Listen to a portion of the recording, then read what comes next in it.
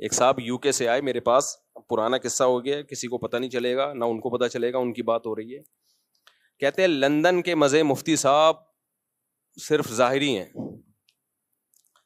کہتے ہیں ہم اپنے بچوں کو لندن لے گئے تھے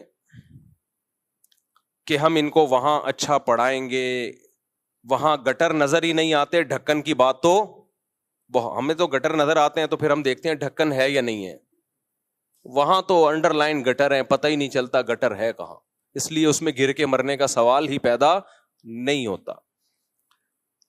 تو سڑکیں اور زبردست انوائرمنٹ, یہ خود اپنی کارگزاری مجھے سنا رہے ہیں, وہ کہہ رہے ہیں میں یہاں اپنے بچوں کو اچھا پال سکتا تھا. میں نے کہا اچھا نہیں, بہت اچھا, بچوں کو پالنے کے لیے کہاں لے کے جاؤ, لندن.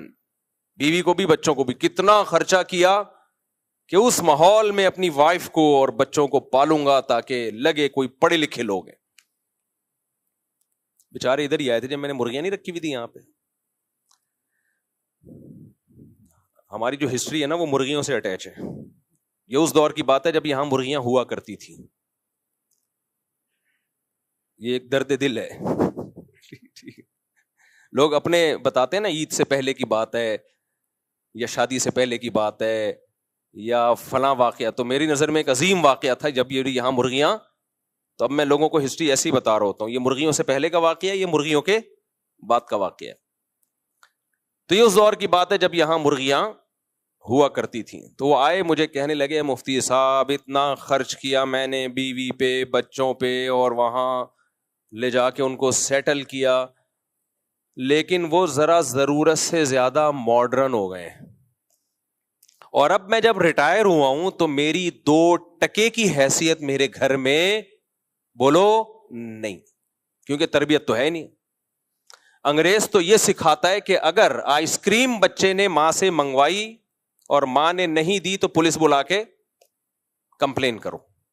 جو انگریز بچوں کی یہ تربیت کر رہا ہو, جب بچے ماں کے محتاج ہیں اس وقت یہ سکھا رہا ہو, تو جب ماں کے محتاج نہیں ہوں گے اس وقت کیا سکھا رہا ہوگا. کافر میں خوب سمجھ لو, کافر میں کوئی خیر نہیں ہے, خوب سمجھ لو. خیر کا منبع سرچشمہ صرف اسلام ہے. چند ظاہری رویوں کو انہوں نے اخلاق کا نام دے دیا ہے, یہ کوئی اخلاق نہیں ہے. یہ مینرز تو ہر ایک میں پیدا کیے جا سکتے ہیں ایزیلی, تھوڑی سی ٹریننگ دو, تھینک یو آ جائے گا زبان پہ. قربانی دینا دوسروں کے لیے, مال اور جان قربان کرنا اپنی ماں کے لیے, اپنے باپ کے لیے, اپنے رشتوں کے لیے, یہ اس سوسائٹی کو اس کی ہوا بھی نہیں لگی ہے. ہم تو یہاں جانتے ہیں 10 سال سے باپ کو لکوائے اولاد خدمت کر رہی ہے, قوم میں گیا ہوا ہے باپ, 10 سال سے اس کے پیمپر بھی چینج ہو رہے ہیں, کبھی پیشانی پہ اولاد کے لکیریں نہیں آتی.